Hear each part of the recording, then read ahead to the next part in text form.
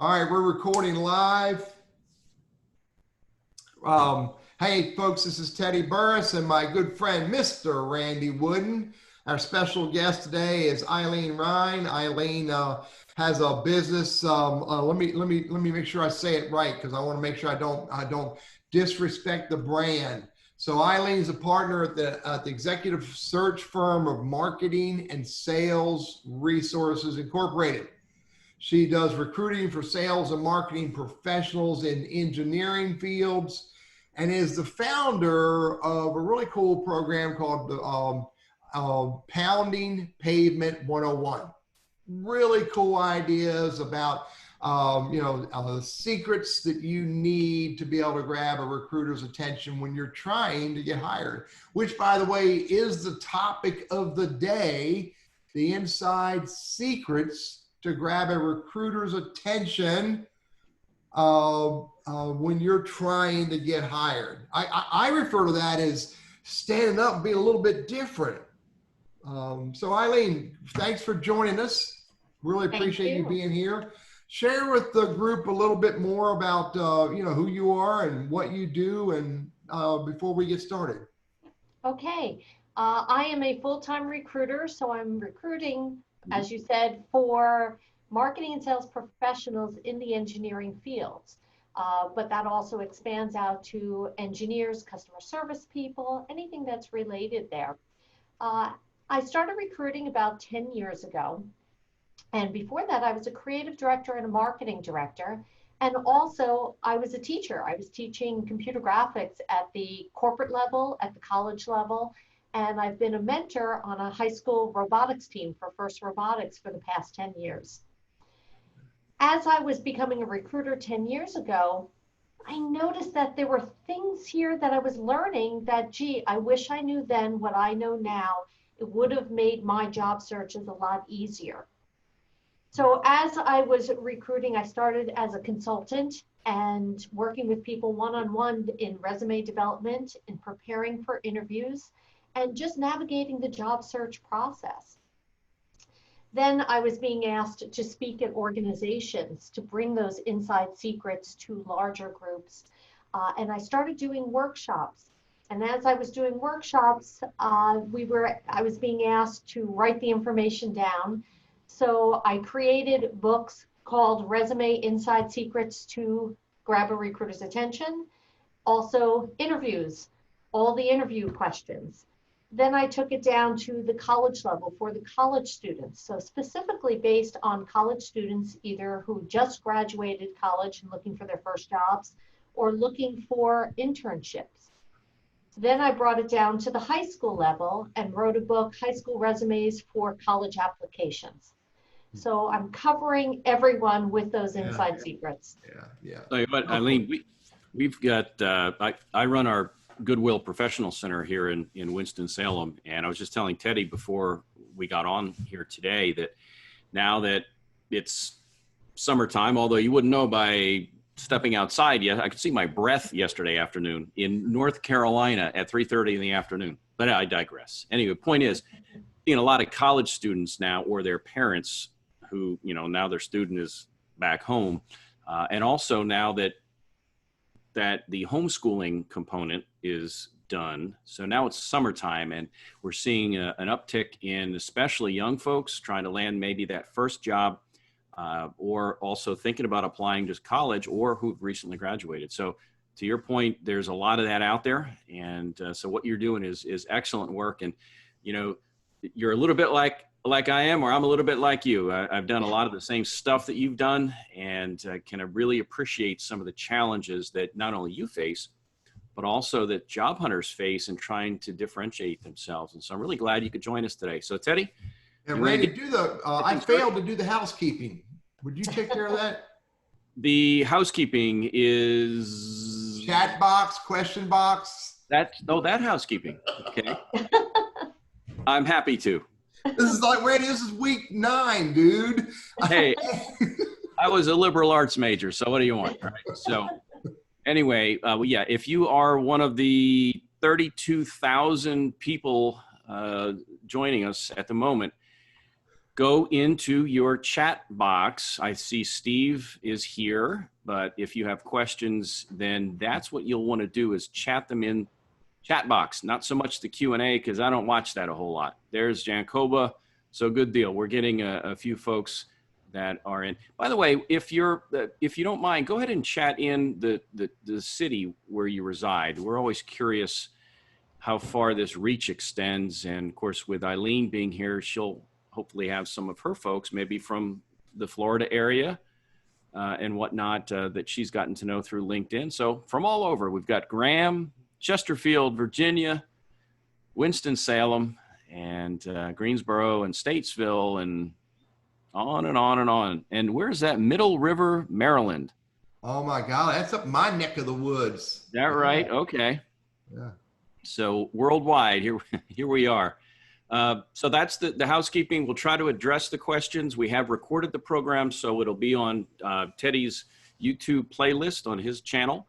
So we'll have that. And next week, we'll also have another guest to talk about the loneliness of being unemployed. And so we'll talk more about that as the show goes on. But we're glad to have Ilene here today. So Ilene, you say earlier you came from a family of recruiters. So it kind of grew with you, I guess, as you were going through your formative years.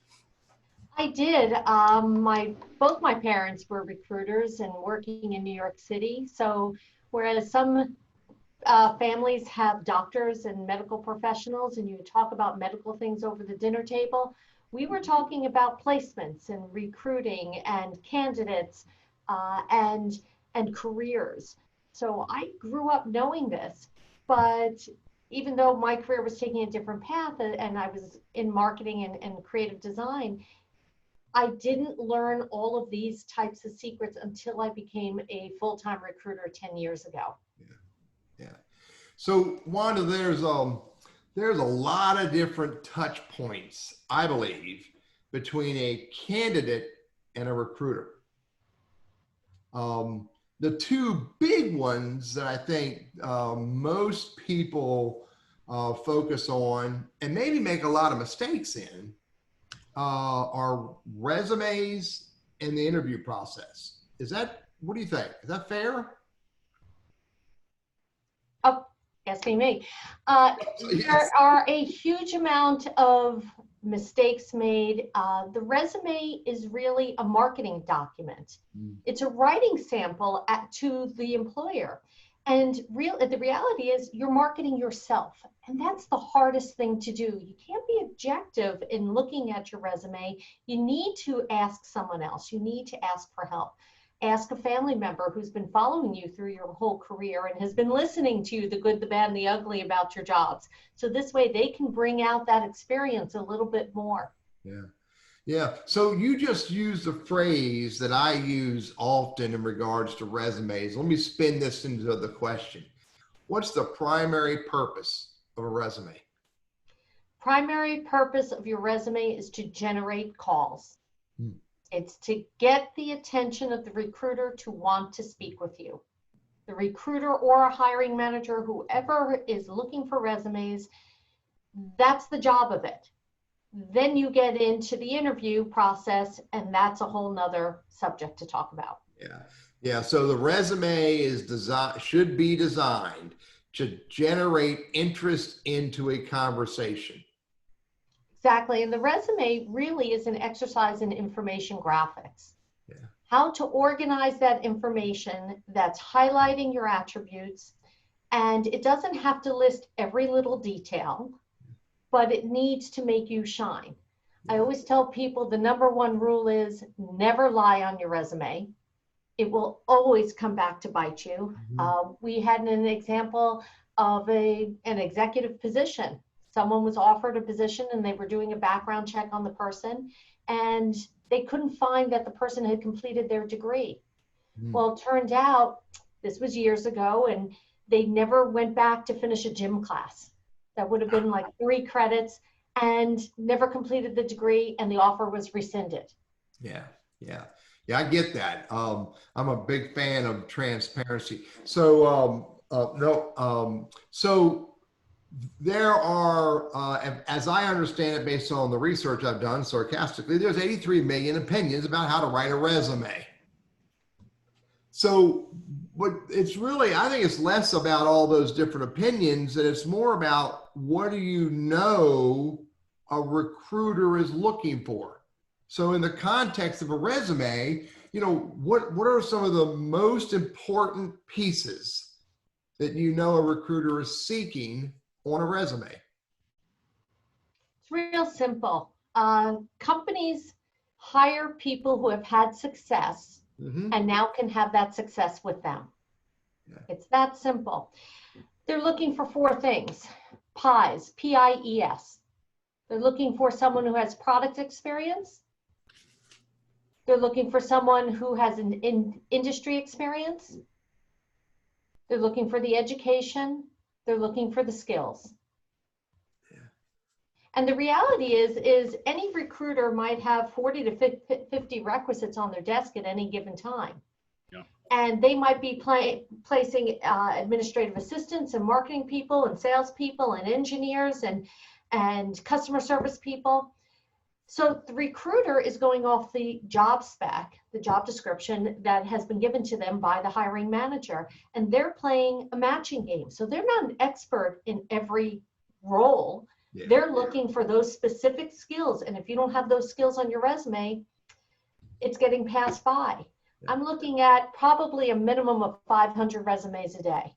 If that's the case, you have about 5 seconds to catch my attention. If you don't have what I have, what I'm looking for, then I'm moving on to the next one. Yeah. Randy, thought? Yeah, I got a million thoughts here, but one question that came in from Pamela, she asked about whether you feel that the resume and your LinkedIn page should match. The information overall should. You want to get details and get those specific keywords based on your industry in there, based on your experience. With LinkedIn, it's set up really nicely and very uniform, but there's still problems with it in terms of getting all that information and where to put it on.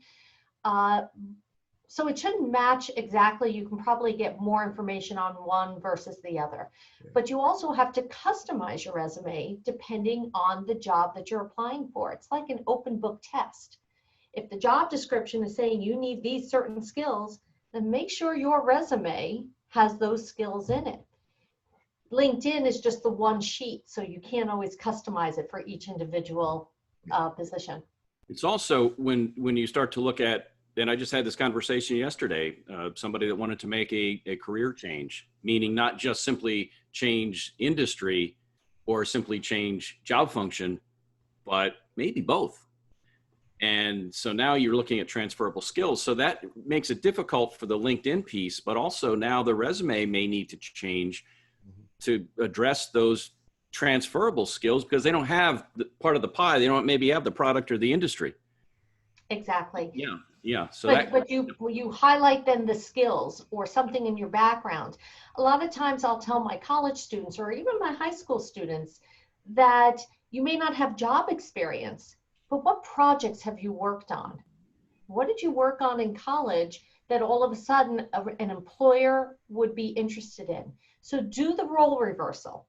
If you're a hiring person, a hiring manager, and you're looking for a college student, and gee, this college student went to engineering school and had experience, did a project on water pumps. Well, if I'm hiring and I need someone, you know, in the water pump industry, okay, well, this student has at least investigated that. We know that they're not a seasoned professional. They're coming out of school. It's an entry-level job, but they've at least worked on the project, so they have some sort of concept. So I tell the college students, yes, you know, there's that one-page resume rule. I don't believe in that. Put your projects on the second page. Show them a little bit more experience in your school projects until you gain the work experience. Yeah, and resumes will differ to your point and the need to customize them. If you had to look at over the years, what are some things that you have seen from your perspective that have changed in terms of what goes on a resume, what doesn't, how it's structured, set up, that kind of thing, aesthetically or the content itself? Things that have changed. There's been the one-page rule. I don't believe in that because the reality is as a recruiter, everything's online now. So what difference does it make if I scroll down one page or if I scroll down 2 pages? I'm not printing it out. You want the more important information to be quote unquote above the fold. So you want that on top. So this way I'm interested. And if I'm interested, then I'll keep scrolling down. There's been a question about photographs on resumes. I don't believe in that. I don't think it's important. That's on your LinkedIn profile. And please put professional photos on your LinkedIn profile. That's a professional environment, not Facebook or Instagram. Now you tell me. Yeah. Randy, I've been telling you. Hang on. Look, we got to bring in another expert to tell you you don't listen to me.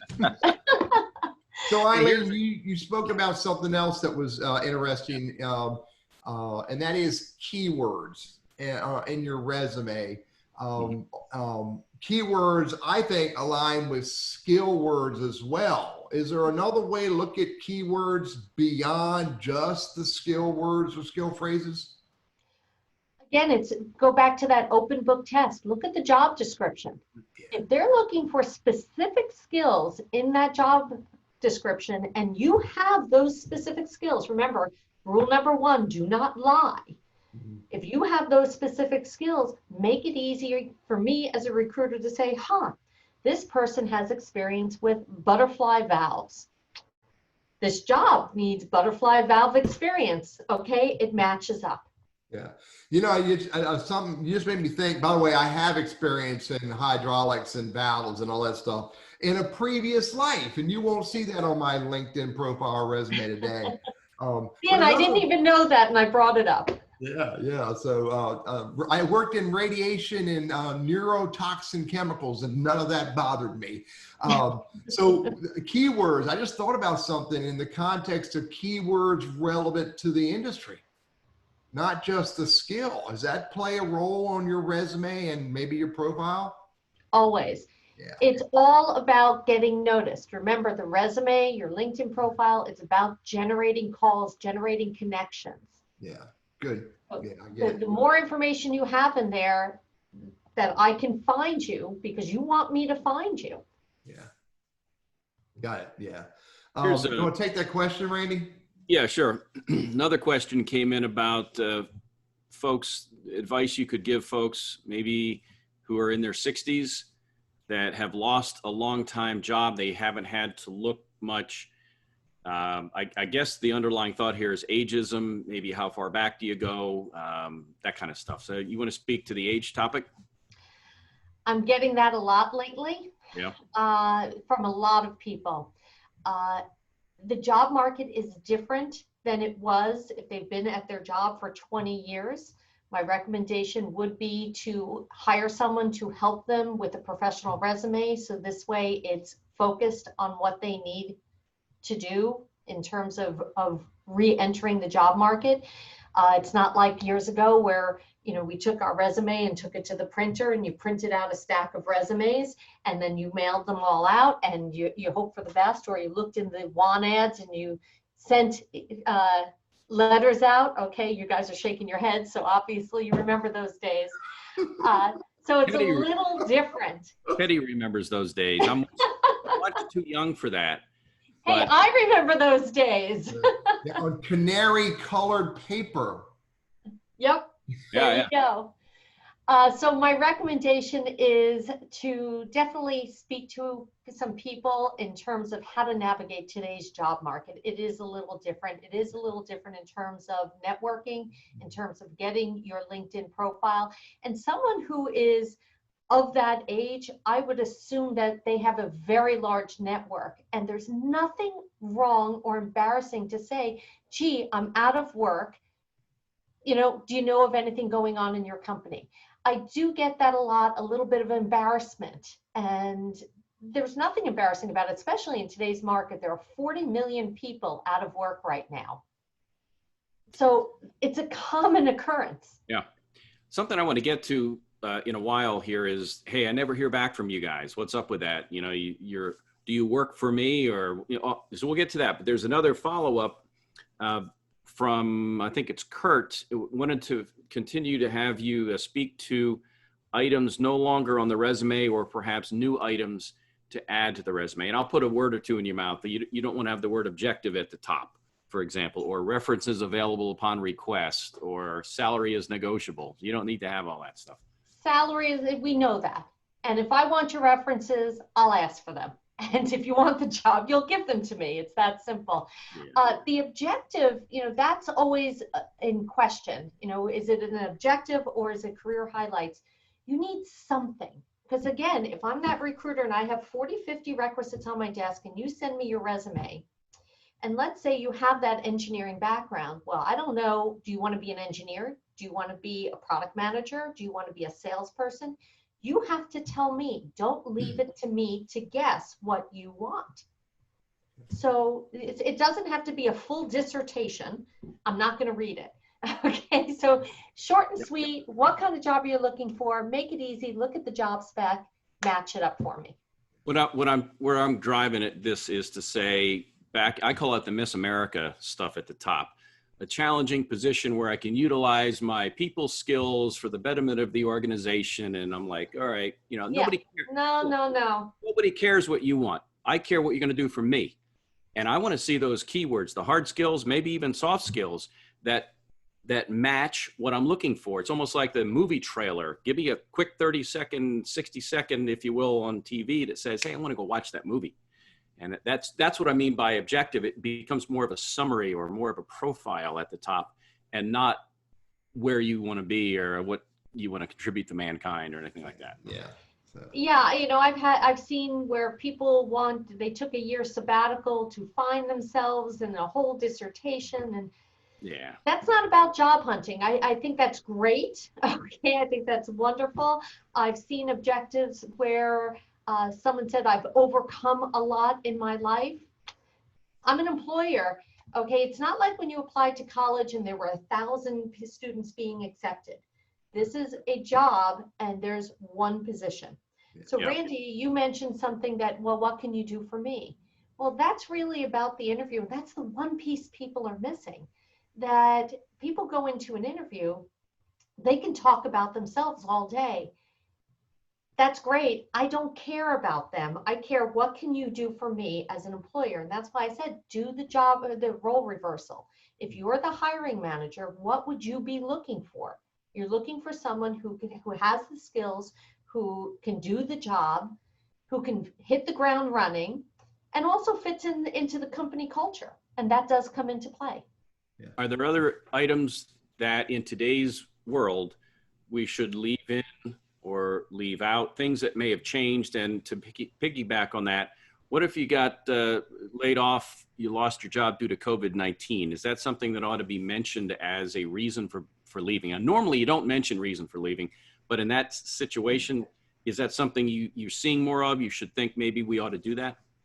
Yeah, I don't have a problem seeing something like that. I mean, we had the bubble in 2007, 2008 as well. It's a marathon, and you have to look at your career as a marathon. It's not just, today. Yeah. And life happens. And this is, again, 40 million people are out of work right now because of this. It's a real thing. I always tell people, do not go negative on your resumes, though. Do not go negative in an interview. So you don't want to badmouth a company. You don't want to badmouth any hiring managers, any colleagues, because it's a small world. You'll run into people again. And you also don't want to be that negative person. They don't want negativity coming onto their staff. They want someone who's going to be positive, upbeat, come in and do the job. That's what's going to get people hired. Let's look at a couple other areas of resumes before we move over to that other high touch area of recruiters. How about format, Ilene? I'm a huge fan of, sans serif, 18-point, bold, italics, color, lines, graphics, and I'm being facetious. What are your perspectives on format of a resume? That comes into my creative background. It has to be simple, it has to be clean, it has to be professional. Depending on what field you're going into, for example, I had a student who was coming out of FIT and she was applying to be an accessories designer and had green hair and very funky. Well, you know, her resume can be a little funkier, but most resumes, it needs to be simple. It needs to be able to be read. It's an exercise in information graphics. So if you're going into a professional field, maybe hot pink is not the color that you should be using on your resume. Maybe you should go with a more conservative color. You know, there's so many different formats and templates that are out there. I mean, I have some on my website that I recommend for people to use. There's no right or wrong way. You ask 30 different recruiters, you're going to get 30 different opinions on this. Yes. Okay, at the end of the day, it needs to be readable. Yeah. And I think what I hear you saying, because they're only going to get 8 seconds, it's going to be easily readable. Exactly. Quickly. Yeah. So, good point. How about, you know, how far back? This is the big question I hear a lot. You know, it ties in. Do you do 6, 7, 2, 3, or 1 page resume? How far back should you go? However many pages you're using. I think it has to be applicable experience in your resume. If you're just coming out of school, no more than 2 pages. The technical resumes seem to go longer, just because there's a lot more information that they're trying to get into the resumes. And I can certainly appreciate that and the technical background. But let's say if I did an internship or my first job was 20 years ago, is that relevant in today's world? The skills that I was using there, is that relevant in today's world? Probably not. I want to look at the last 10 years. Yeah. What have you done in the last 10 years? Has there been a progression in your career? What skills are there? What industries? What have you learned? Where have you grown? Yeah, got one for you here. And by the way, we're almost halfway through our show today. It's lunch with Randy Wooden and Teddy Burris. Teddy, are you there or there? I never know. I always point right now. I'm right here, buddy. I'm pointing there, and Eileen at this point is here. Eileen's right here. She's propping up the show, Randy. There. Eileen is propping up the show. I'm practicing for the senior tour of Hollywood Squares. Remember how they used to do it, or the Brady Bunch? One of the two. But Ilene Rein is with Marketing and Sales Resources as a recruiter, and also founder of Founding Pavement 101. Yep. All right, here's one for you. I'll try not to be too wordy here, but you talked about customizing the resume. That's done when you have a target to hit. The target is the job description. So you know what you're aiming at, whether that means sending it to the company or sending it to you as an external recruiter working on behalf of companies. You are looking for a X, Y, and Z, and I need to provide X, Y, and Z. Now, on the other hand, you as the external recruiter, I'm a candidate. And yeah, I may be in the industry, but typically, a lot of times, a lot of recruiters, when there's not a specific job that you're considering me for, you'd like to get a bit longer form of my resume so that you know the various industries. That way, now I'm inventory on your shelf. You can plug in all the key phrases and all the skills that I have so that if and when Teddy Burris Limited over there or wherever has a job rec for you, you can go back and say, well, you know what? Randy may not have put it on his short form resume, but guess what? He does have butterfly valve experience. So do recruiters prefer a bit longer form resume when they're not actively engaged in trying to place you in a position they have a rec for today? That longer resume, again, I'm scrolling. So when I'm going through my ATS system, okay, my CRM with all the information, all the resumes, and I do a search for that word valve, well, if it's not in your resume, you're not coming up at the top of my pile. It might come up in my second round or third round in search for candidates. You want to be in that first round. You want me to find you as fast as possible. So yeah, I think that you need to have multiple different types of resumes. And as you start the job hunting process, you create them just as because you're customizing for the jobs, but you should have one master resume with everything in it. So, Randy, to your point, yes, you want that full detailed resume. You can send out to people so this way you can get found for different things. And then as you apply to specific jobs or a recruiter contacts you, customize the resume to that specific job. Perfect. Perfect. Who do I make the check out to? That was awesome. Yeah. And Yeah. true story, real quick, true story. I had a client years ago. He had banking experience, but because it was more than that 10 or 15 years in the past, he left it off. Well, and he's a high level IT guy, and a recruiter had contacted him, or he had sent his resume, one of the two, and they said, "Hey man, you're great, but you don't have any banking experience." And he goes, "Wait, I do. And he got, I don't know whether he got a job, it's been years ago, but the bottom line was that recruiters need to know a bit more about you so then they can turn around and sell or convince an employer that you're worth their time to interview. Yeah, and I've been contacted by recruiters before, and Yeah. we're asking a lot more questions. I want to get to know the people. So I want to know what they've done. I'm not just asking, okay, what's your current job? Are you willing to relocate?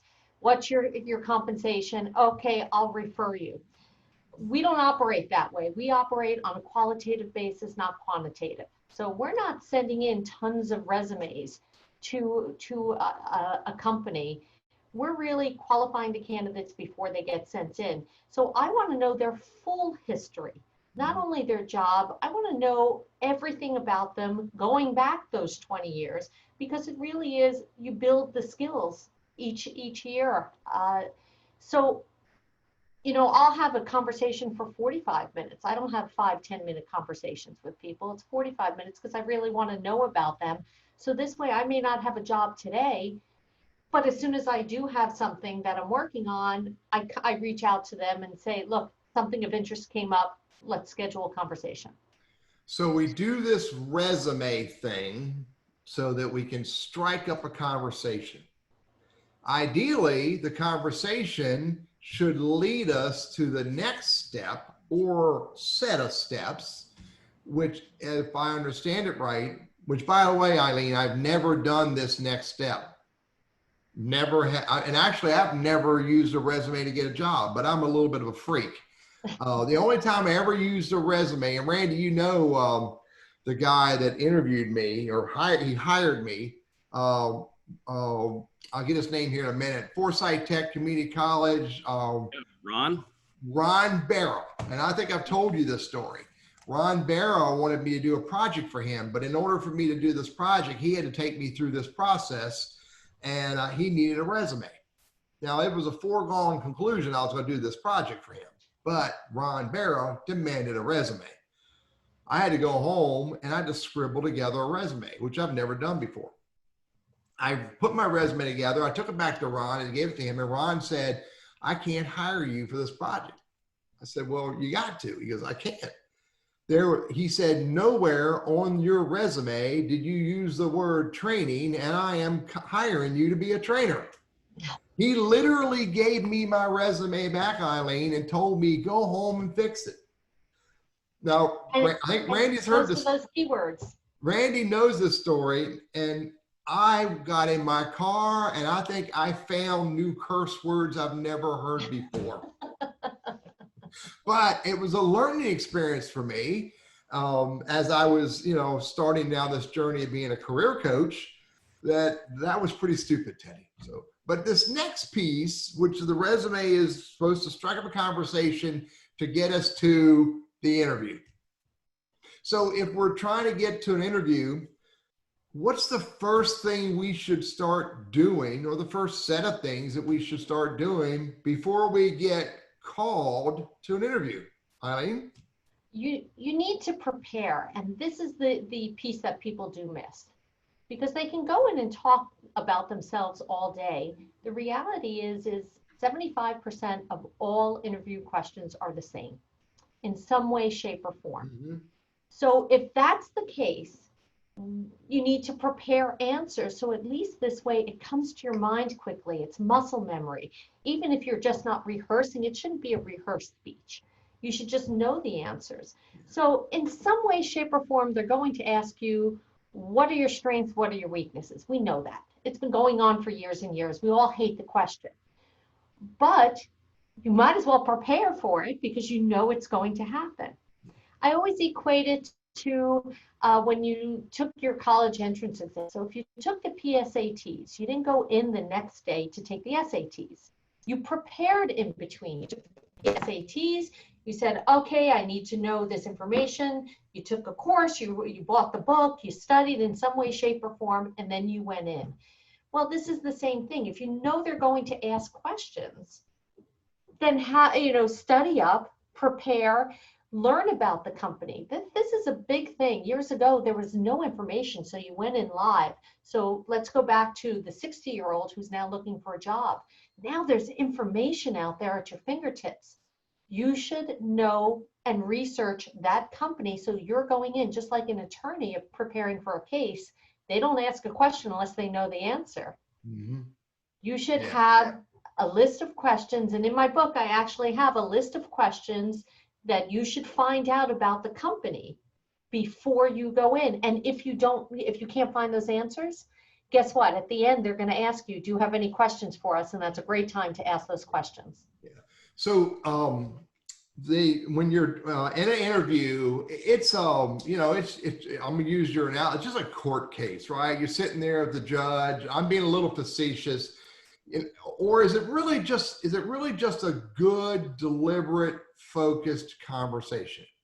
I mean, the style of most interviews. What are your thoughts? I believe that it's a two-way street. It should be a conversation. They're interviewing you, but you're interviewing them. Is this going to be a job that you want? Is this going to be a good fit for you? You spend a good portion of your day at work and with those people. Is this going to be a good fit? Yeah. So, people get intimidated sometimes that this is a vice president or this is a director or whatever the case might be. And I tell them, I said, go home, go hang out. For college students, I tell them, go hang out at your parents' house or your friends, and you have no problem talking with everyone in that living room. And guess what? They have jobs and they have positions, and you don't have problems talking to them. So people are human. I think with this COVID-19 situation, it's humanized things a little bit. So as I'm interviewing people on the phone, I hear babies in the background and someone's apologizing to me. I said, no, it's okay. We have lives, okay? We've all become people again, and that's a good thing. Yeah. Yeah, Randy, I was pointing at you because ain't no babies in my background. I'm telling you that right now. So Ilene, what kind of dumb mistakes do people make when they're getting interviewed? What are some of the really dumb mistakes that people make that you think we should pay attention to? Okay, well, phones off. Okay, completely off. We had someone lose or not do well in an interview because they were chewing gum during the interview. Okay, so no chewing gum, please.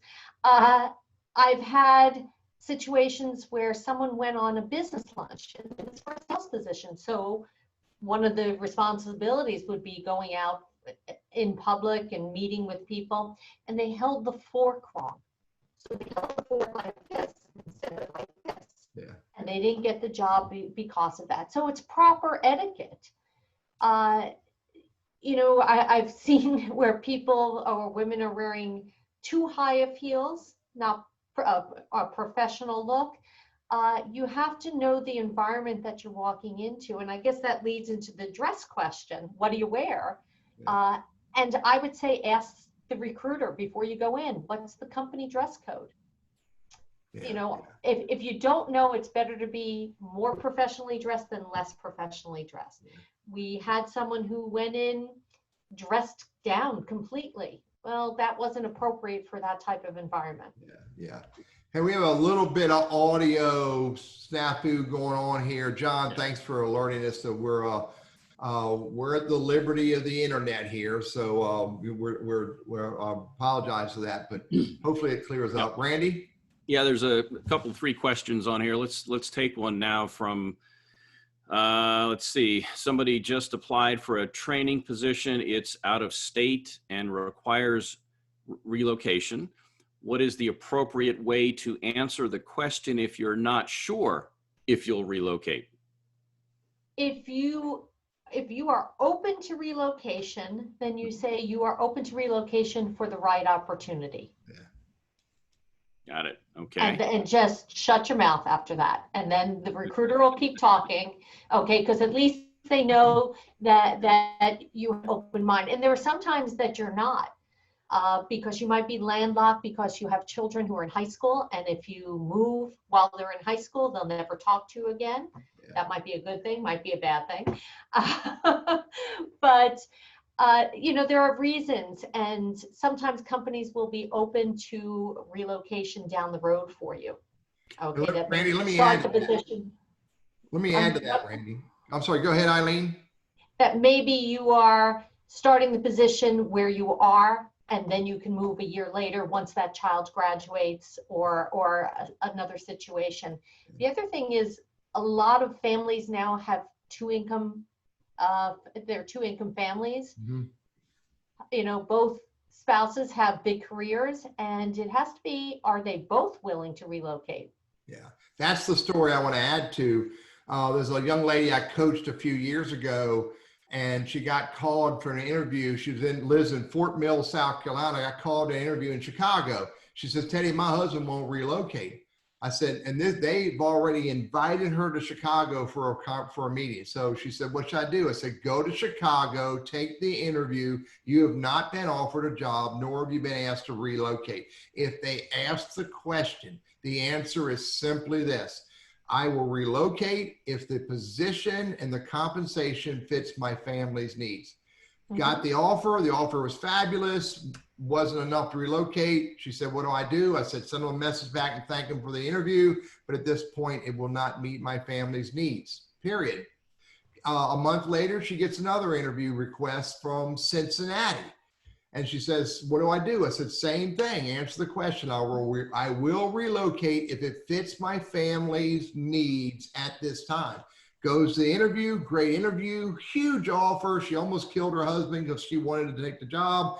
She's responded back, no, thank you. This does not fit my family's needs at this time.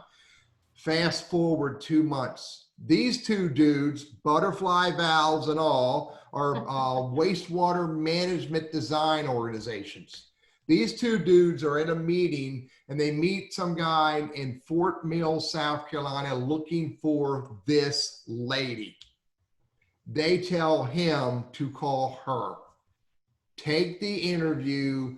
Never say, I will not relocate, period. Always say, if it fits my family's needs. Yeah. The reality is there's no decision to make until an offer's on the table. I mean, that's what you're saying. And it's networking, it's meeting people. And here it is. That's a perfect example of one person who spoke to another. And you never know when that person might go to another company and remember you. Yeah. Randy, any other questions? No, but I have a little pushback on that from back in the day, but when we operated with fax machines and no internet and no email. And part of our role as a recruiter was to provide candidates who are qualified. And that includes the ability to relocate. And so back then, our instruction was push back on these guys. If there's got to be a number that you need, let us know what that number is. If that's not in the range of what the employer is open to pay, then I'm not going to present you to the company because I can't deliver you. Yeah.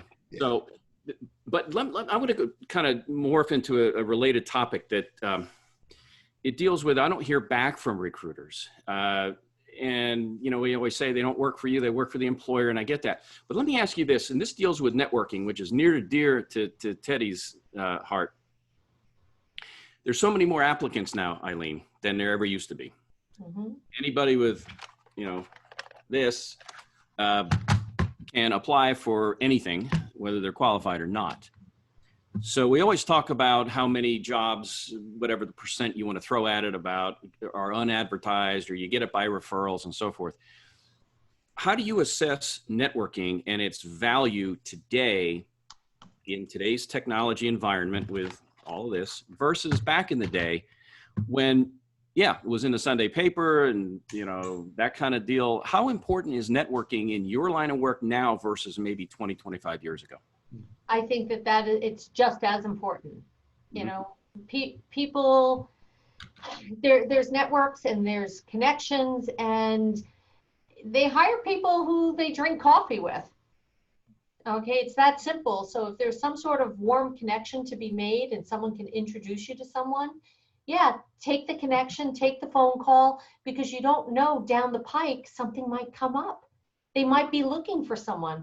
And I'm referring people, or just within my network and connecting people, and that's not business of me, but gee, I know someone who was doing, thinking of an example, who needed a copyright person, and I have an editor, okay, who's doing book editing, and I connected the two and let them go do business and walk off together. So you never know who you're going to run into.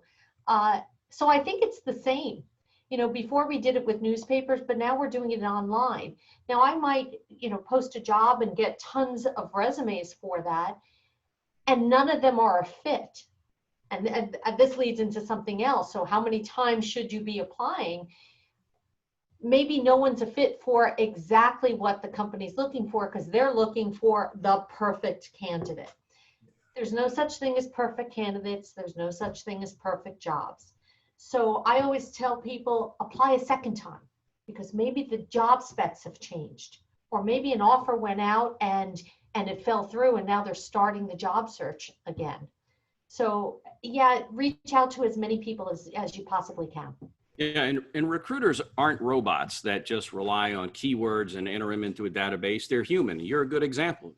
You have emotions, you have knowledge, you're a person.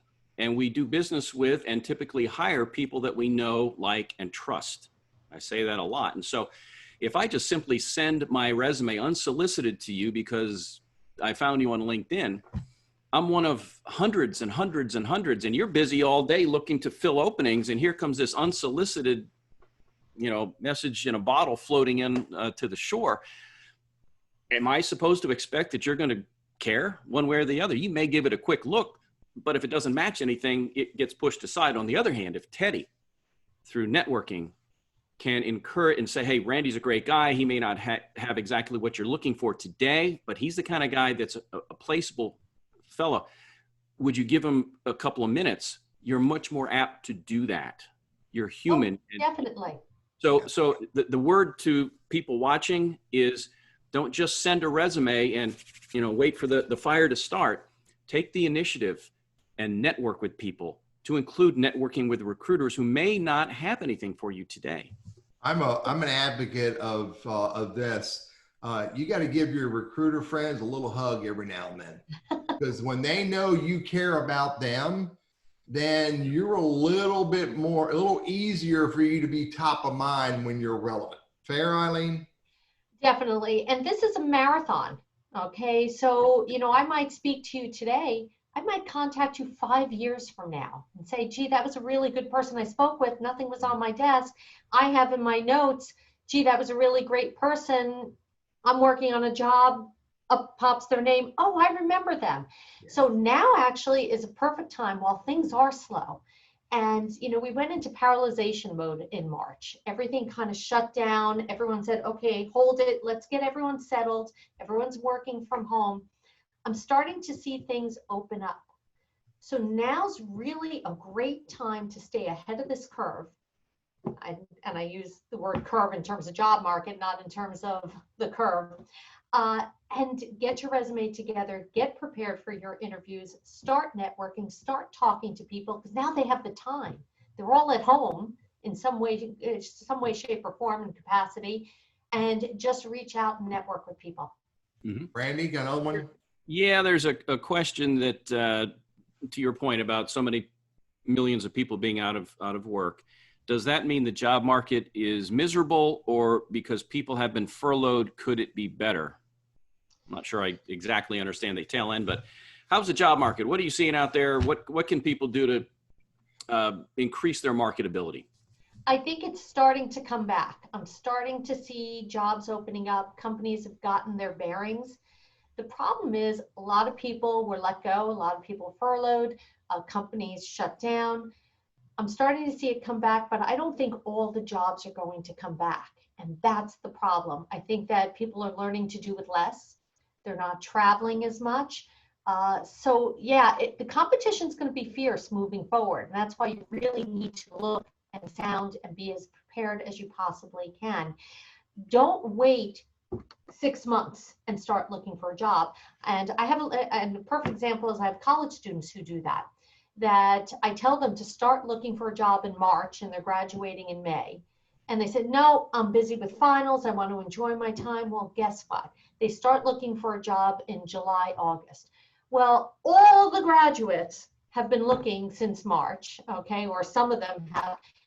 They're the ones who are getting hired right out of school because they're getting hired in June and July because they've been looking for a couple of months.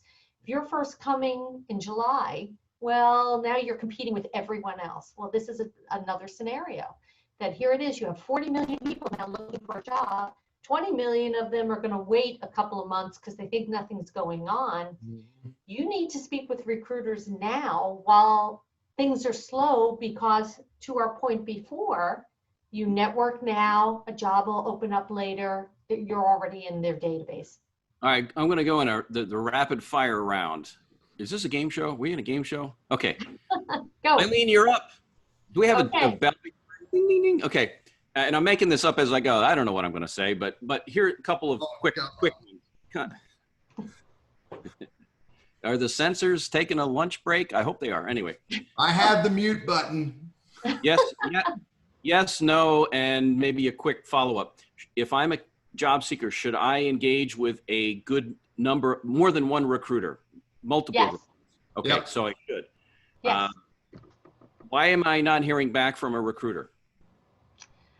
They may not have something on their desk at the moment. They might, that's good, okay. And you are not a fit at this time. Right. At this moment.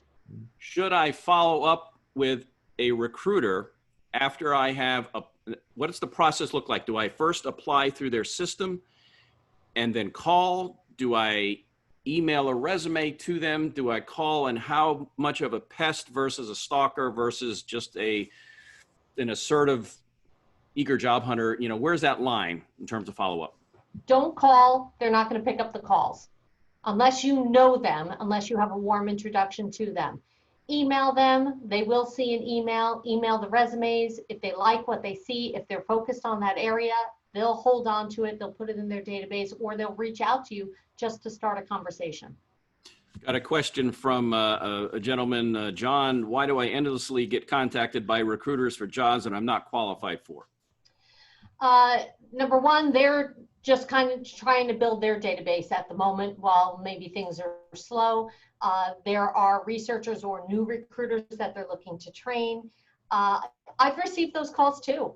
And I'm wondering, why are you contacting me for this? There's nothing in my background for this. Why? How is there a certain percentage? Again, this is pushback I get from my clients. They spend umpteen minutes trying to fill out some application, but the job doesn't exist. It's just not there. The job is not real, or it's been closed months or weeks ago. It's a frustration. Is that fairly common? Is again building the database library of applicants for future openings? Is that what's going on? That's exactly what's going on. Or they've just been lazy in updating their systems, and that could be also. I got one, Randy, from Ilene, who's on Facebook with the other 4,000 people on Facebook. Ilene wants to know, will there be more remote jobs because of COVID? I have an answer, but Ilene? I think definitely there's going to be more remote jobs because companies aren't set up yet. They're trying to set up in the offices for this social distancing, and they haven't quite figured it out. They want to keep people safe. On the flip side, that's going to add to competition because now they don't need to find someone local. They can open it up nationally. So it's a good thing and a bad thing. And I think that if you're interested in doing that kind of a work environment, to work for an organization remote, you should present yourself as having the ability and interest / desire to do that. I mean, I built my room out here for total virtual engagement. Randy, on the other hand, is in his kitchen. You know, There's a story behind that. I know it's not your primary workspace. Correct. My primary workspace is over there, but given the parameters of what it is. Hey, here's another quick one.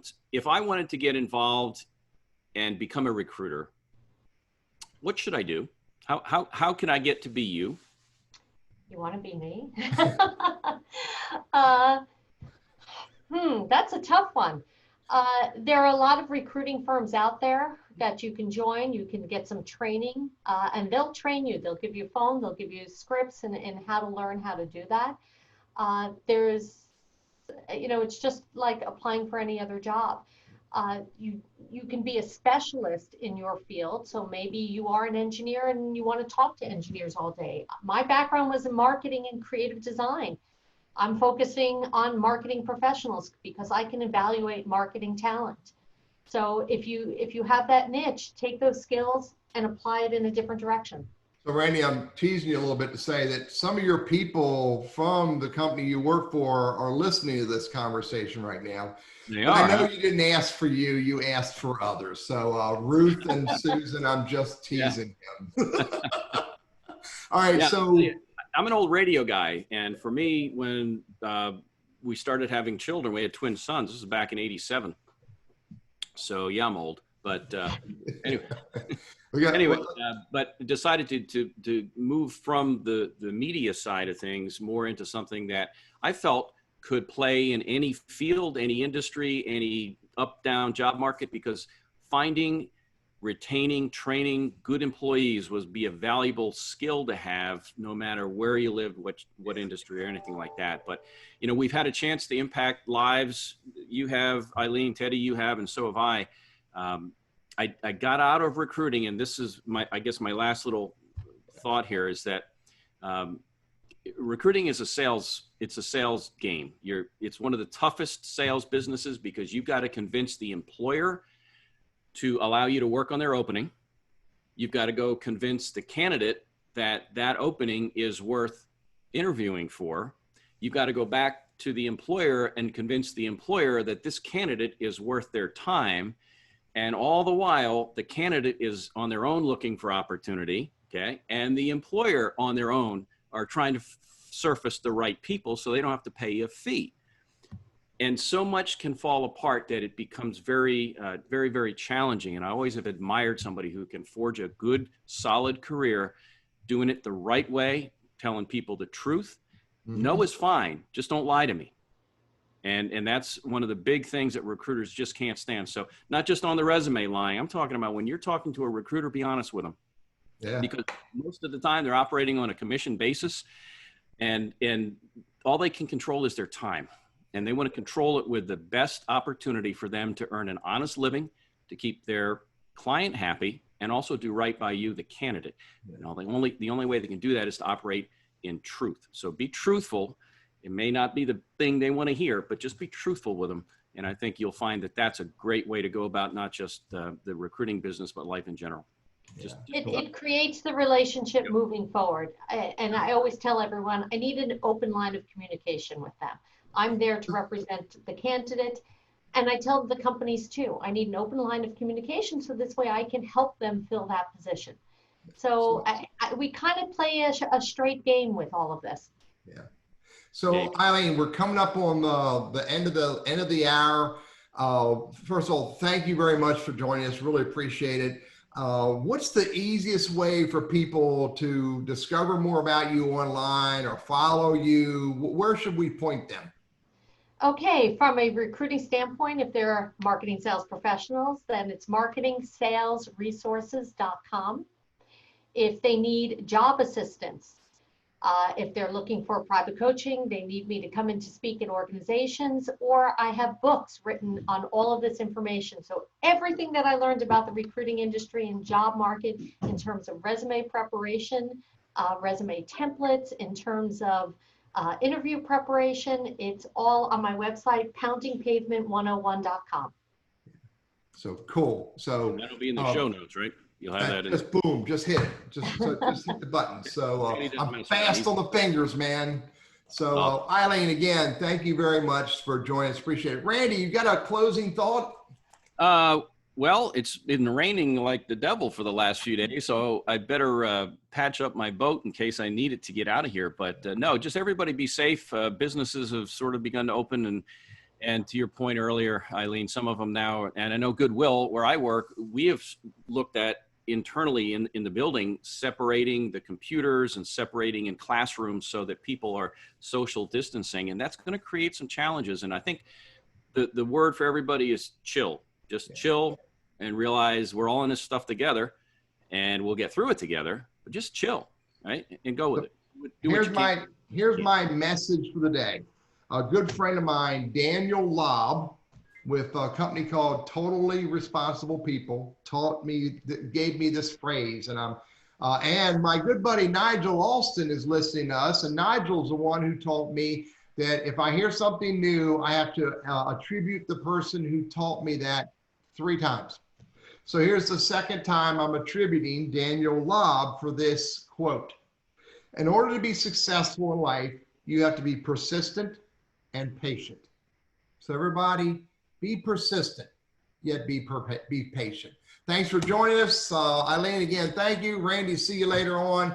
And we're going to close this out. And remember, Thanks, next week, Mitch Miles. Mitch Miles next week. Yeah. Yep. So the loneliness of being out of a job. And there's a lot of that with the 40 million plus being out of a job. So some of those emotions, some of the things that people go through when they really don't have anywhere to go to work.